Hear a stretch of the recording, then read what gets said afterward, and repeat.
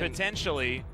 These are two champions with SKT skins, by the way, as the Syndra is taking this Cloud Drake. Cloud Drake being our first dragon does add to the excitement levels because it's likely we don't... Against the Diana and against the Nautilus. And with Canna showing the Aftershock, it'll most likely be a more tanky set. Yeah. So they just need to kill Teddy to get rid of the physical damage as Effort goes golden. Sentry is down. Teddy has optimal guns right now as the bullet time comes in. Effort going to go down very low, but Aftershock, so much value right there, and aiming still desperately. Doing. Diana came over and... Bono? Okay. Teddy going to be put into the Cataclysm. Bono's pretty tanky right now as Tucson taking a lot of damage, takes the Lantern, but Bono once again going to be dead. Golden is Tucson as so on, looks for the perfect execution, but gets face broken and can't actually complete. Secondary ultimate going to be used just to escape as now Kuro is in the back of a dragon pit and he really doesn't want to be. Tucson, throw him a dang lantern. He doesn't have the cooldown. He's waiting for it. Kuro, yeah, he gets out. I would have yelled at them just for a little while, but no, he didn't actually have that cooldown available and they let him live. I don't know whether they'll do that next time, and T1 have themselves a big lead now at 12 minutes. Hasn't really come online yet. Cassiopeia still... Oh, okay. Tucson gets picked. Well, the playback does come in here as now Bono's going to find the knock-up, and that is just a bait. And Teddy is going to have to run for the hills. No mana, but no worries after the... Can we do a phone a friend? Can we phone a friend? Producers, if you're listening, if you could just write it on our screen. What happened here is, oh my goodness, just walked into a hook. Teddy gets a free kill onto aiming, and that was special delivery. Kuro's also here. What is Kuro doing? Not entirely sure, to be honest, LS.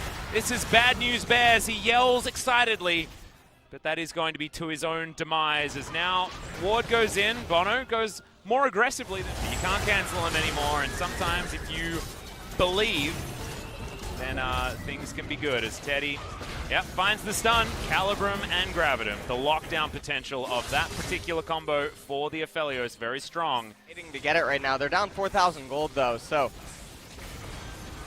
And Effort going for the steal. We'll see whether he can, as he has actually bullied the rest of T1 out of the way. Eventually, Cataclysm does come down, as there it is. Bono going to dash straight back in as the perfect execution will help grab one of the kills, but now T1's here. Haymaker comes down. Kuro once again going to die as Kaz misses the Q, and now Aiming's looking for the damage, but there's the scat of the week from Faker. Locks him down. Moonlight Vigil going to be flash game. A 4,000 gold lead. Probably the best T1 hasn't continued down the line as Infernal Drake number 2 to be picked up from T1. They will be threatening in 5 minutes. And Infernal Soul resources amongst champions. And the other thing to consider is base levels. You have 1 in mid lane. You have 2 in AD.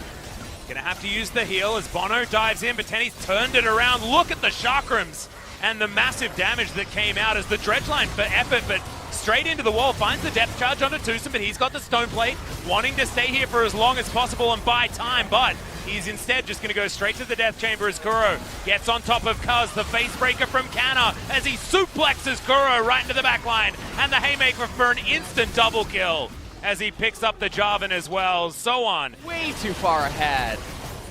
And when they're ahead with the Syndra and the Diana, they have base levels, they have item advantages. These are two champions. On the Crescendum, the turret, if it hits someone, it tags.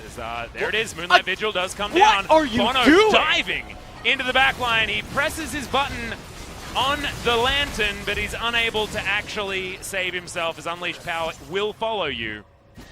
And this has not been the game for Bono so far. I didn't even notice him going in because it was so weird that he decided to. And I was talking about Aphelios, so it required all of my brain in order to do that. As the hook goes wide there from Tushin, but honestly, there is nothing the rest of KT can do. This has been Bono not quite having the game in him today. And full map control. And 10,000 gold in the lead. All right, well, this is... Oh, in he goes again. Here we go. Goes golden, does Faker, he will keep himself alive, uses the heal as well just to make sure he's going to be all right. As Teddy switches to Severum, keeps himself alive there. Don't know whether it was entirely necessary. As so on goes golden, and Kuz will pick up the kill. Just couldn't quite get there. Got 0-2. Why are we even banning her? Well, that would be result-based analysis. But that would, Is it Elise also results-based analysis? Is that how that is? Because her I win see what rate's you did also there. really low. I see what you did there, yeah. Also, is MF a terrible champion because her win rate is very low, staggeringly low, and will only get lower as these Nexus turrets fall down. Dredge line goes wide, but it doesn't matter. Effort is absolutely fine. It's just this Nexus that has to fall down. Cuz also does fall, but it doesn't actually matter. The main 50 gold that you get in the game goes over to T1. And they are going to be able to start this series off with a win. Telecom War win number 1 going over to T1. And game 1 wins were all the KT were good at in week 1. And I mean,